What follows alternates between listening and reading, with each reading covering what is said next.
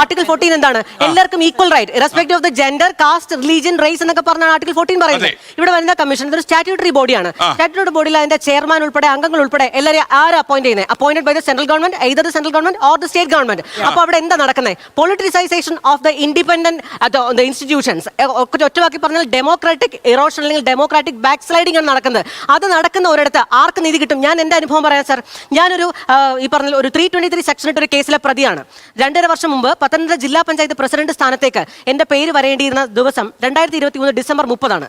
അവിടെ 2023 സാർ അന്ന് ഞങ്ങൾ ഒരുമിച്ച് സഹപ്രവർത്തകരായിരുന്നു. 2023 ഡിസംബർ 30 എന്റെ പേരിൽ പത്തനംതിട്ട ജില്ലാ പഞ്ചായത്തിലെ പ്രസിഡന്റ് സ്ഥാനം CPI എന്ന പാർട്ടി നേരത്തെ കൂടി തീരുമാനിച്ച് പറഞ്ഞിരുന്നത്. ഡിസംബർ 15 എന്റെ പേരിൽ FIR വരികയാണ്. 2023 ഡിസംബർ 15 എന്റെ പേരിലിട്ട FIR 2022 സെപ്റ്റംബർ മാസം മരിച്ച ഒരു ഹിന്ദുവാണ്. അതുകൊണ്ട് ബോഡി ക്രിമേറ്റ് ചെയ്യപ്പെട്ട ആളാണ്. സ്വാഭാവികമായിട്ടൊരു കാർഡിയോളജി പേഷ്യൻ്റായിട്ട് സ്ട്രോക്ക് വന്ന് മരിച്ച ആളാണ്. അയാളെ ഞാൻ വീട്ടിൽ കയറി തല്ലിക്കൊല്ലുകയായിരുന്നു എന്നാണ് case. No postmortem, no complaint, no hospital reports, nothing. ഒന്നുമില്ലാതെ എന്റെ പേരിൽ കേസ് എടുത്ത ആൾക്കാരുടെ പേരാണ് Kerala police. Case number CC 202/2024. സാറിന് ഒരു പരാതി വരുമ്പോൾ അറിയണ്ടേ? FIR ഇടുമ്പോൾ അറിയണ്ടേ? കോടതിയിൽ കുറ്റപത്രം സമർപ്പിച്ചിട്ട് സമൻസ് വരുമ്പോഴാണോ ഞാൻ അറിയേണ്ടത് ഞാൻ ഒരാളെ കൊന്നിട്ടിരിക്കുകയാണ്? IPC സെക്ഷൻസ് 34 ഉണ്ട്, 294B ഉണ്ട്, 323 ഉണ്ട്, 446 ഉണ്ട്, 506 ഉണ്ട്. ഇതിനകത്ത്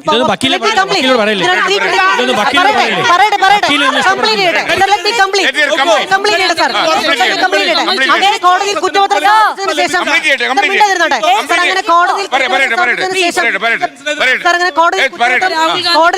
സമർപ്പിച്ചതിന് ശേഷം ഞാൻ അറിയിക്കുകയാണ് ഞാനൊരു കേസിലെ പ്രതിയാണെന്ന്. എന്താണ് IPC 323 പ്രത്യേകത?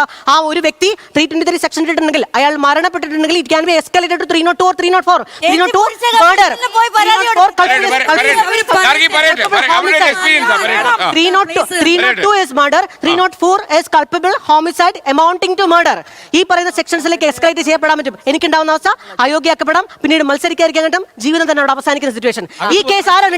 അത് പൊളിറ്റിക്കൽ ബാക്ക്ഗ്രൗണ്ട് ആയിരുന്നു. അതുകൊണ്ടാണ് സ്ത്രീയാണ് ഈ കേസ് ഇട്ടത്. കേരള പോലീസാണ്. കേരള പോലീസ് ഈ കേസ് ഇടുമ്പോൾ അവിവാഹിതയായിട്ടുള്ള എഡ്യൂക്കേറ്റഡ് ആയിട്ടുള്ള ഈ പറയുന്ന ജനപ്രതിനിധിയായിട്ടുള്ള ഒരുപാട് ടാഗ്ലൈൻസ് എന്റെ പേരിൽ ഇലക്ഷൻ സമയത്ത് പറഞ്ഞ അതേ പാർട്ടി തന്നെ അതിന്റെ പേരിൽ നിന്നോട് ഒരു ജില്ലാ പഞ്ചായത്ത് പ്രസിഡന്റ് സ്ഥാനം നിഷേധിക്കാൻ വേണ്ടി ചെയ്യുമ്പോൾ എന്റെ ചോദ്യം ഇതാണ്. കേരളത്തിൽ ഇന്ന് നമ്മളൊക്കെയും കണ്ടുകൊണ്ടിരിക്കുന്ന ഒരുപാട് പേരുണ്ട്. ഇപ്പോൾ ഏറ്റവും സെൻസേഷണൽ ആയിട്ട് പേരുണ്ട്. അയാൾക്ക് അയാളുടെ വ്യക്തിജീവിതത്തിൽ ഉണ്ടായ നഷ്ടങ്ങൾ ആര് നികത്തും?